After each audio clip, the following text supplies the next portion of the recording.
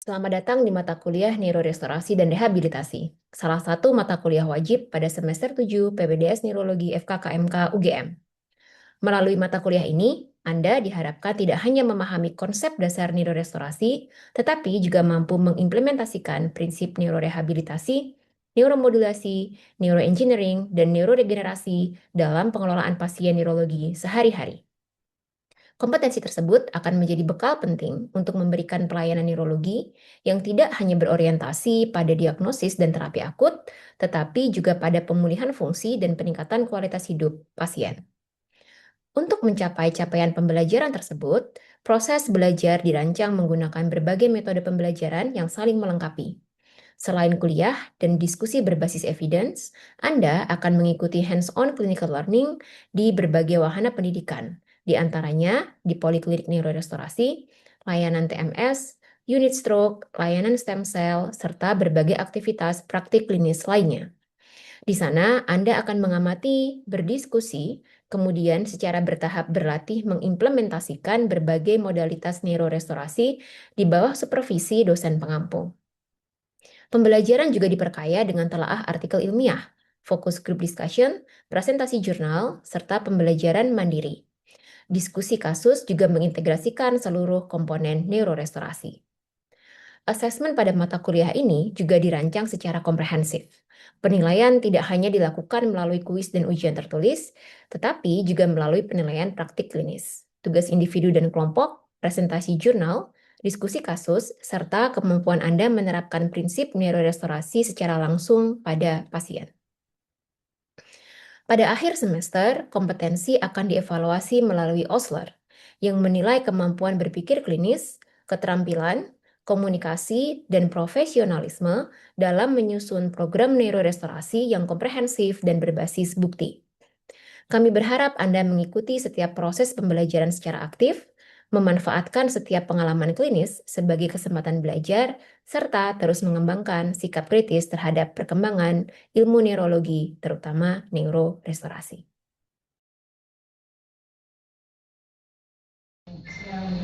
Assalamualaikum warahmatullahi wabarakatuh. Terima kasih teman-teman sudah hadir di sini. Kita akan melihat matrikulasi untuk divisinya dari neurorestorasi dan engineering. Tapi sebelum kita berikas, ada beberapa tujuan dari kuliah ini yang mungkin teman-teman bisa lihat. Yang pertama karena masih basic, jadi sebetulnya kita mau teman-teman memahami sebetulnya dasar-dasar neurorestorasi itu apa. Dibandingkan ilmu neurologi lain, neurorestorasi ini adalah ilmu yang cukup baru. Kemudian masih banyak berkembang. Dan memang masih ada juga yang sifatnya trivial. Jadi mungkin dalam kasus seseorang bisa sangat baik, kemudian belum tentu juga bisa diterapkan untuk orang lain. Atau baik untuk satu kasus, kemudian tidak bisa diterapkan untuk kasus yang lain. Sehingga nanti kita harus bisa men-setting untuk neurorestorasi ini case by case, person by person. Ya, baik itu definisinya atau konsepnya, kemudian apa yang mendasari ilmu neurorestorasi itu berkembang. Nanti kita akan belajar yang namanya plastisitas. Kemudian apa saja aspek-aspek dari neurorestorasi. Nggak hanya satu aspek yang bisa kita lalu mungkin ada berbagai macam untuk akhirnya kita bisa merestorasi gangguan atau kelainan dari fungsi saraf. Oke, mungkin satu soal nggak sampai 1 menit, 30 detik kan, gitu ya. Ini hanya MCQ, hanya 5 soal ke depan, jadi 30 detik setiap soal. Saya mulai persilakan nanti ya. Silakan. Tulis aja jawabannya. Nanti coba kita bahas semuanya setelah kuliah termasuk post-tesnya. Gimana lagi? Ya, selesai. Neurorestorasi itu apa? Jadi neurorestorasi itu tahapnya sudah bukan tahap diagnosis. Ya, kalau yang lain, teman-teman belajar stroke, trauma, infeksi dan lain-lain, diagnosis itu yang pertama yang harus ditegakkan. Tapi kalau di restorasi, tahapannya ada strategi terapi. Jadi kalau mau menegakkan diagnosis, itu misalnya mau mengukur berapa tingkat bisa dimodulasi untuk kelistrikan otaknya, tingkat magnetiknya dan seterusnya, itu nanti untuk targeting. Jadi bukan lagi untuk diagnosis. Jadi tahapnya sudah strategi terapi. Fungsinya untuk apa? Untuk merestorasi dari kelainan saraf, baik saraf tepi maupun saraf pusat. Karena kita nggak akan restorasi kalau ada yang tidak rusak kan. Gitu. Jadi kalau nggak rusak ya nggak usah direstorasi, bahkan mungkin diimprove. Tapi ketika ada kerusakan, kita berusaha merestornya. Gitu. Sehingga di sini targetnya adalah preservasi, apa yang masih bisa di-preserve, yang masih bisa dipertahankan. Kalau bisa di-repair, kita repair, gitu ya. Dan kalau bisa diperbaiki lagi, bahkan kalau perlu ditumbuhkan lagi, kita tumbuhkan. Tapi kalau teman-teman ingat mungkin pelajaran S1, sel saraf, neuron, itu termasuk mudah regenerasi atau tidak? Tidak. Contoh sel yang mudah regenerasi itu apa? Kulit, betul. Kulit itu selnya mudah beregenerasi. Walaupun sama-sama dari endoderm, tapi saraf itu tidak mudah. Bahkan lebih sulit. Oke? Tapi makanya kenapa yang pertama itu preservasi. Yang bisa di-preserve, yang bisa diperbaiki, syukur-syukur bisa di-rebuild atau diregenerasi. Ya? Oke. Nah, yang tadi saya sampaikan, ini tidak bisa diterapkan untuk semua bisa diterapkan untuk semua jenis kelainan atau fisik neurologis atau kelainan saraf, tapi tidak sama. Jadi kalau stroke cocoknya dilakukan program yang A, belum tentu program yang A cocok dilakukan untuk pasca trauma. Gitu. Atau pasca trauma dicocok untuk program B, belum tentu itu cocok untuk stroke. Walaupun kita tahu stroke dan trauma sama-sama sifatnya, konsepnya akut atau kronis? Akut. Trauma, stroke itu semua konsepnya akut. Oke, baik. Tapi kita berusaha untuk semuanya bisa, baik sistem saraf pusat, sistem saraf perifer, akut maupun yang kronis, harapannya bisa dilakukan restorasi. Nah, apa yang menyebabkan kita masih mau melakukan restorasi dan bahkan sekarang dikembangkan?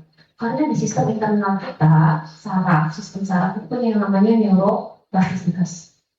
Gitu. Jadi tanpa harus diapa-apakan, tanpa harus dilakukan fungsi neurorestorasi pun, sebetulnya otak kita atau sistem saraf kita itu sudah melakukan proses yang namanya neuroplastisitas. Cuma nanti kita akan belajar bahwa plastisitas ini, terutama pada kerusakan, tidak semuanya bersifat baik.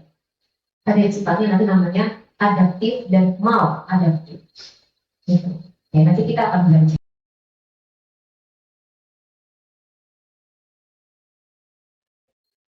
Neuroplastisitas itu apa? Gitu ya. Jadi ini adalah kemampuan dari sistem saraf itu untuk kemudian mereorganisasi strukturnya, fungsinya, dan koneksinya. Kita tahu sistem saraf itu kan nggak kayak yang lain ya. Mulai dari otak sampai ke efektornya itu terdiri dari beberapa organeuron gitu. Dari mulai memerintah sampai yang melaksanakan kegiatannya. Nah, itulah kenapa koneksi sangat berperan di situ. Gitu. Kemudian fungsi. Dan belum tentu kalau misalnya strukturnya diperbaiki, fungsinya juga ikut membaik. Gitu. Jadi makanya kenapa kita juga melihat kalau di saraf itu, saya yakin kalau di semua penyakit neurologis yang kita ukur salah satunya adalah luaran fungsional. Karena targetnya apa? Pasiennya bisa melaksanakan aktivitas, ya kan?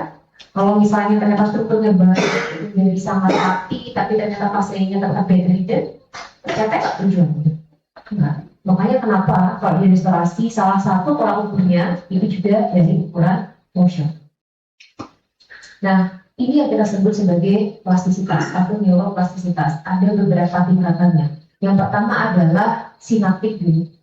Jadi antara satu dengan yang lainnya itu berkembang dulu hubungan neuronnya. Sinaptik itu apa sih sinaps? Sinaps itu adalah koneksi interneuron, ya kan? Berarti yang berperan di situ adalah neuron satu dengan neuron yang lain. Dan dalam satu sinaps, kira-kira apakah hanya terjadi hubungan antara dua neuron? Tidak, lebih dari itu. Gitu. Jadi bisa jadi antar korteks berkomunikasi dari korteks ke subkorteks, bahkan dari subkorteks ke efektor dan seterusnya. mereka akan ada fungsi untuk diskus. Sehingga harapannya ketika ada salah satu diskoneksi, nah sinar itu bisa mencari koneksi yang lain. Oke, itu yang pertama. Kemudian yang berikutnya adalah plastisitas yang sifatnya struktural. Gitu. Tidak hanya sinapsnya, tapi bisa jadi dendritnya nanti mencari akson yang lain, kemudian aksonnya bisa jadi tumbuh, atau bahkan yang lebih presis. Gitu. Harapannya strukturnya juga bisa berubah. Nah, yang terakhir yang kita harapkan ada reorganisasi fungsi neural. Gitu. Jadi fungsinya juga bisa berubah. Harapannya begini, bukan berubah bentuk ya. Jadi fungsinya bisa di take over oleh yang lain. Sebagai contoh, kita punya hemisfer dextra dan sinistra, ya kan? Mereka saling berkomunikasi nggak sih? Antara hemisfer dextra dan sinistra yang satu sama lain berkomunikasi nggak? Iya kan? Mereka punya serabut komisural gitu. Nah harapannya paling tidak serabut komisural yang sudah jelas ada koneksinya ini, apakah mungkin bisa men-take over? Gitu. Itu salah satunya. Ya, makanya kita biasanya menilai reorganisasi fungsional ini dengan functional MRI. Jadi melihat apakah ketika ada kelainan di satu sisi kiri misalnya kanan, kemudian dia fungsinya jadi bertambah pada gambaran functional MRI itu visualisasi. Oke, nah ini adalah basicnya. Jadi yang pertama kita harapkan terjadi neuroplastisitas struktural dulu, entah di tingkat neuronnya, di tingkat sinapsnya, gitu, atau bahkan mungkin di molekul-molekuler ini, di tingkat molekuler, harapannya nanti bisa terjadi functional neuroplasticity. Karena kalau sudah terjadi functional neuroplasticity, kita bisa mengharapkan luaran fungsional atau functional outcome-nya bisa bertambah. Gitu. Harapannya pasiennya nanti bisa lebih berfungsi, gitu ya, dalam kehidupan sehari-harinya. Walaupun dia sudah mengalami kerusakan neuron. Oke, nah ini adalah sebagai contoh. Jadi teman-teman, kalau misalnya saya agak kesini ya, karena ini nggak ada pointernya. Jadi ini yang terjadi setiap harinya, tanpa harus ada kerusakan, gitu. Jadi misalnya ini, itu dia akan bertumbuh cabang baru, itu sprouting, tapi kemudian ada juga cabang yang akan hilang, gitu. Jadi itu karena nggak pernah digunakan. Neuron kita berapa sih jumlahnya? Banyak banget kan, bahkan miliaran kan, dan kita menggunakan seribunya aja itu udah bagus banget. Gitu ya, artinya banyak sekali neuron yang hilang karena non-use, tidak digunakan. Jadi ini pada tanpa mengalami kerusakan ini terjadi, gitu ya. Nah, misalnya sampai terjadi kerusakan, itu maka neuron-neuron ini dia akan berusaha membuat bridging-bridging yang baru, gitu. Kemudian menghilangkan juga yang sudah tidak terpakai atau yang memang rusak, gitu. Nah, kemudian apakah sprouting yang baru ini akan dipertahankan atau tidak tergantung dia dipakai atau tidak. Makanya kenapa di sini disebutkan sebagai activity mediated. Jadi kalau tidak pernah dilakukan aktivitas pada efektornya, gitu ya, maka di sini juga merasa ini nggak perlu karena nggak digunakan lagi, gitu. Sehingga pada pasien yang misalnya hemiparesis, kemudian kelainan fungsi kognitif, terus kalau tidak pernah distimulasi, tidak pernah diaktifasi peran secara pasif, maka akhirnya dia akan menghilang. Dan ini akan menghilang. Dan kemudian yang banding-banding baru ini yang dipertahankan adalah ketika terjadi stabilisasi karena proses aktivasi. Gitu. Sehingga kalau dia teraktivasi terus-menerus, gitu, maka kita harapkan sprouting yang baru tadi dia bisa menjadi dewasa. Harapannya bisa begitu, tetapi tidak mudah, gitu ya. Oke, baik. Nah, ini pada level molekuler. Kalau tadi kita melihat dari level selnya bisa tumbuh sel yang baru, selnya juga bisa apoptosis, hilang dan seterusnya. Di level molekuler yang sangat berperan adalah BDNF dan NGF, gitu. Growth factor, brain derived neurotrophic factor, itu BDNF. Kemudian NGF, neuron growth factor. Dan dia bisa meningkat levelnya kalau ini sudah pada level penelitian ini ya in vivo, jadi pada hewan. Coba itu akan meningkat ketika ada aktivitas dan exercise. Jadi kalau misalnya teman-teman melakukan exercise, itu maka level BDNF, neurotrofinnya itu bisa meningkat. Ya, oke. Nah, ini adalah sebagai contoh bahwa ketika BDNF itu ada, maka dia akan mengaktifasi neuron tadi. Gitu. Jadi neuronnya akan teraktivasi dengan baik sesuai dengan gitu ya. Nah, ini yang tadi saya sampaikan, neuroplastisitas adaptif dan maladaptif. Oke, apa itu neuroplastisitas adaptif dan maladaptif? Sebetulnya ini adalah pada gambar yang tadi saya sampaikan. Sama seperti gambar ini. Ini adalah proses dari neuroplastisitas, awal dari proses neuroplastisitas. Yang artinya kalau kita gunakan dengan baik, maka dia bisa menjadi adaptif. Kadang-kadang bisa terjadi recovery. Dia meningkat keluaran fungsionalnya. Tetapi dia juga bisa menjadi maladaptif kalau tidak didirect dengan baik. Gitu. Sebagai contoh adalah spastisitas pasca stroke. Kalian sudah pernah melihat pasien stroke yang spastik? Pasca stroke yang spastik yang posturnya sudah sampai seperti ini, yang kalau kita gerakkan aja dia akan mengalami apa? Kesakitan. Gitu. Karena proses yang ada di kepala, di otak ini dia sudah wiringnya, pokoknya prosesnya harus begitu. Karena nggak pernah lagi digunakan atau diajari untuk bisa bergerak dengan baik, walaupun secara pasif. Gitu. Oke. Nah, maladaptif ini itu kalau terjadi pada motorik dia jadinya spastik. Kalau terjadinya pada sensorik apa yang terjadi? Nyeri.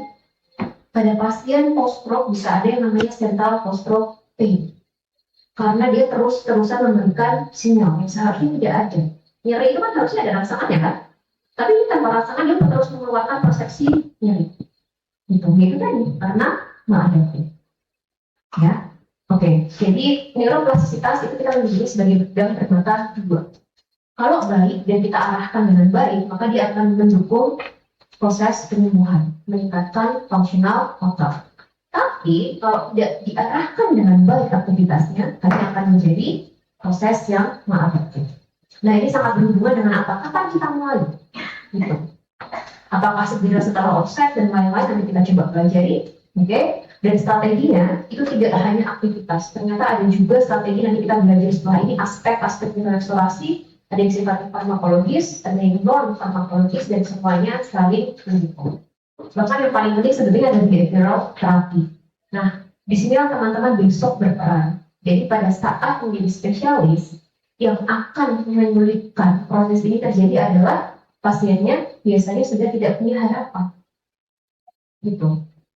Karena nggak balik-balik juga dong, tetap sama juga dong kayak gini. Toh di kemarin nggak bisa diangkat, sekarang juga tetap nggak bisa diangkat, saya masih belum bisa begini dan seterusnya. Jadi sampaikan targetnya. Targetnya kalau misalnya dia hemiparesis, targetnya nggak lari. Gitu. Targetnya bukan pasiennya bisa lari lagi, tapi bisa apa? Bisa fungsional outcome, bisa makan sendiri, bisa minum sendiri, bisa maaf ke belakang sendiri, toileting dan lain-lain. Targetnya sudah beda, gitu ya. Ini take home message-nya, teman-teman bisa baca bahwa neurorestorasi itu ilmunya berkembang karena kita punya basic dari neuroplastisitas. Jadi kalau nggak ada neuroplastisitas, kita mau meregenerasi saraf itu tidak mudah. Walaupun tetap ada kasus di mana kita bisa melakukan regenerasi, gitu ya. Dan spesifik dari semua aspek tadi, saya harap teman-teman paling tidak bisa tahu basicnya, bisa tahu konsepnya, kapan saya bisa menerapkan pada kasusnya tadi, sebagai contoh pada kasus stroke tadi, ya, rehabnya mau pakai apa, kemudian kalau pilih modulasi mau pakai apa, dengan seperti apa, tapi untuk modulasi nanti akan lebih kompleks, ya, karena harus ada mau high frequency atau low frequency dan seterusnya, itu nanti dipelajari pada saat teman-teman di TMS. Tapi yang penting, not one size fits all. Misalnya kadang-kadang punya pasien post stroke, kemudian di TMS hasilnya bagus, kemudian besok lagi ada pasien yang sama, post stroke lagi, yang pareksis sama seperti sebelumnya kita TMS, hasilnya sudah pasti bagus belum? Belum tentu. Karena tadi banyak sekali faktor-faktor yang bisa mempengaruhinya, termasuk mudah atau tidaknya di stimulasi, mudah atau tidaknya dia dimodulasi, kemudian bagaimana hasil dari molekul-molekul yang kita harapkan bisa berkembang, terutama NGF, BDNF-nya. Ya, kalau yang tadi saya yakin kalau kita modulasi NGF, BDNF-nya bagus, gitu, sehingga hasilnya bisa push dengan baik. Tapi mungkin yang satu lagi belum bisa. Bisa jadi karena usia dan lain-lain, atau area yang terkonversi cukup banyak. Ada pertanyaan dulu sebelum kita jawab request. Ada pertanyaan? Ya, silakan. Baik dokter, izin bertanya pada bagian neuroproteksi tadi dok. Nah, kasus paling sering kan stroke iskemik dok. Nah, neuroproteksi itu kan kita lakukan pada fase akut. Nah, pada pasien-pasien yang tidak eligible dilakukan trombolisis, modalitas neuroproteksi apa yang bisa kita lakukan dok? Ya, terima kasih. Oke, terima kasih. Tanya baik ya. Karena bahkan di Jogja dengan status pendidikan pasien yang cukup tinggi, angka trombolisis itu bisa dibilang sangat rendah. Yang artinya mungkin pasien-pasien kita itu belum cukup memiliki informasi atau at least motivasi untuk segera datang ke rumah sakit ketika kemungkinan ada suspek stroke. Nah, kita lihat tujuannya lagi. Tujuannya adalah apa? Mempreservasi viable tissue untuk recovery yang lebih baik. Tapi tujuan utamanya lagi adalah kita lihat untuk mencegah secondary injury.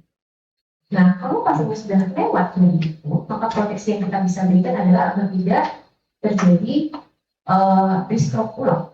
Jadi itu kita sebut sebagai secondary prevention. Apa yang bisa kita berikan kalau pada kasus stroke iskemik berarti untuk mencegah secondary prevention? Antiplatelet. Gitu. Karena kita sudah tidak bisa menyelamatkan core, bahkan mungkin pengembangannya juga sudah tidak akan sebaik ketika masih dalam time period time. Gitu. Sehingga trombolisis trombektomi intinya sudah lewat, gitu kan? Pastinya datang ke kita harusnya 3 hari. Gitu. Bahkan mungkin dalam 3 hari itu pun yang tadinya masih bisa digerakkan, masih bisa ngangkat, hari ketiga sama sekali udah nggak bisa ngangkat. Yang berarti menunjukkan apa? Prosesnya terus berjalan tidak apa? Mungkin masih ada stroke in evolution. Gitu. Nah, yang bisa kita lakukan adalah mencegah terjadinya secondary injury dengan secondary prevention. Gitu ya, untuk aspek neuroproteksi. Makanya kenapa terkadang kita loading aspilek, loading clopidogrel, harapannya agar tidak terjadi trombus yang berlebihan. Okay. Semoga menjawab. Berikutnya, ini sudah dibahas, mudah saya rasa. A, B, C, D, E? C. Jadi kita tidak menyelamatkan core-nya, tapi kita menyelamatkan penunggannya. Itu area yang tadinya hanya dapat suplai sedikit, kita kasih suplai yang banyak, gitu ya. Oke, terakhir.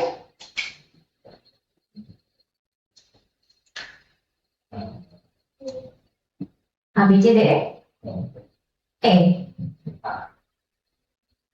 Oke, A.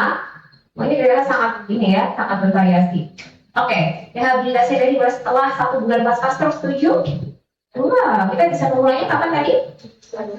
Secepat mungkin setelah pasiennya stabil, tapi jangan langsung 24 jam pertama, karena kita masih mau push untuk neuroproteksi. Oke. Misalnya besok dia tekanan darahnya misalnya di jam ke-36, dia sudah stabil tensinya, dia nggak ada komplikasi, bisa nggak kita mulai rehabilitasi?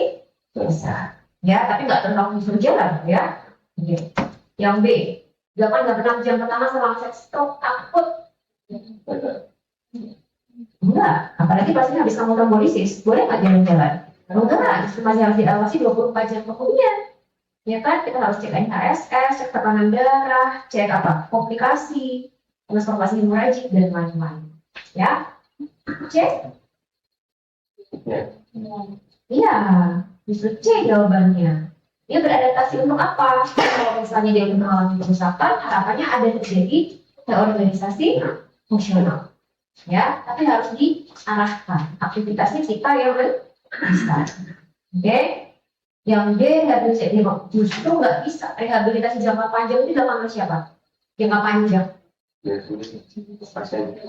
pasien dan caregiver, dan kita sebagai yang mengarahkan. Oke, kira bisa mengatakan pada stroke kronis dengan inisiasi dini. Stroke kronis sangat efektif pada stroke kronis itu juga. Tadi neurorehabilitasi dimulai pada saat akut atau minimal subakut. Gitu. Jadi kalau udah kronis, rehabilitasi itu kalau nggak bisa kenapa, pasiennya bahkan udah kontaktur. Gitu. Jadi rehab sebisa mungkin dan dimulai daripada fase subakut. Subakutnya stroke itu kapan sih? Pasca minggu kedua adalah subakut. Ya, oke. Sekarang kita masuk ke post test. Apa kira-kira?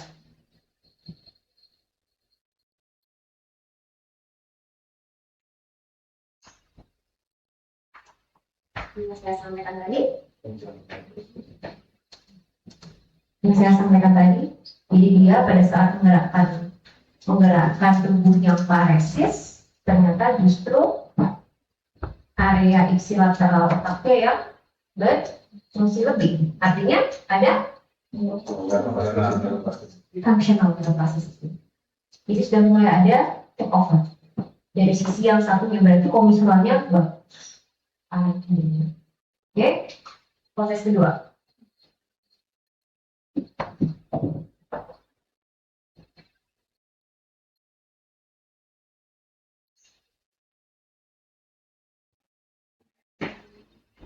Ya, ada yang tidak setuju? Jawabannya B.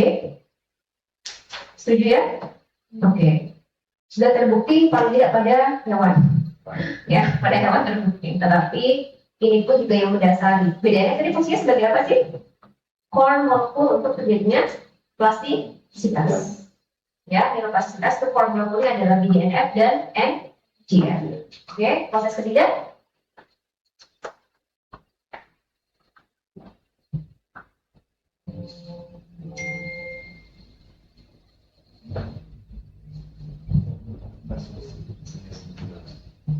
ABCDE? B. Setuju ya? Ini udah kronis. Jadi arahkan task spesifik. Targetnya Bapak bisa makan. Berarti gerakannya seperti ini.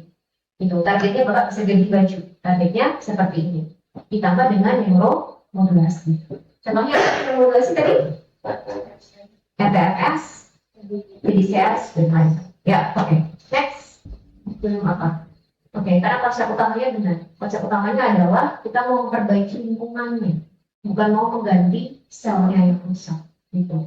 Tidak semudah itu apalagi pada otak, pada saraf. Karena dia harus menembus apa tadi sel-sel tadi kalau kita masukkan lingkar vena? Berbeda. Oke, jadi targetnya adalah dia bisa menghasilkan lingkungan yang baik, melalui sekretor tadi untuk bisa dibawa ke otak atau area yang mengalami kerusakan. Oke, next. Jawabannya B. Gitu. Jadi peak plasticity itu memang pada fase subakut. Gitu. Kalau masa akut tadi kita kurangi komplikasi, push neuroproteksi, stabilisasi kondisi. Ini post-stroke kan targetnya ya, pasien post-stroke lagi. Jadi pada saat fase akut, teman-teman nggak harus buru-buru mulai rehabilitasi. Gitu. Jadi besok kalau ketemu saya di stroke, fisik pasien yang restorasi, saya akan tanya berapa tekanan darahnya, apakah ada komunikasi, defisit neurologisnya seperti apa, apakah ada perburukan atau perbaikan dan lain-lain. Itu karena fungsinya apa? Saya mau menginisiasi rehabilitasi. Kalau syaratnya tidak terpenuhi, bisa apa enggak? Nggak bisa. Gitu.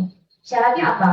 Stabil dulu tensinya, nggak ada komplikasi, pasiennya nggak megah-megah ketika kita minta untuk angkat tangan rehabilitasi. Gitu. Oke? Jadi tujuannya adalah meningkatkan untuk semua sehingga pada saat subakut kita bisa membuat pasiennya untuk rehabilitasi dan terapi neurorestorasi lain yang sifatnya non farmakologis. Ya, saya rasa yang terakhir. Baik, kalau tidak ada pertanyaan, saya akhiri. Terima kasih banyak. Semoga bermanfaat untuk basic konsep teman-teman di neurorestorasi. Kita ketemu nanti sampai ikut di Stroke pada saat teman-teman di Stroke semester depan ya. Oke. Baik, kurang lebihnya saya mohon maaf. Semoga bermanfaat. Assalamualaikum warahmatullahi wabarakatuh.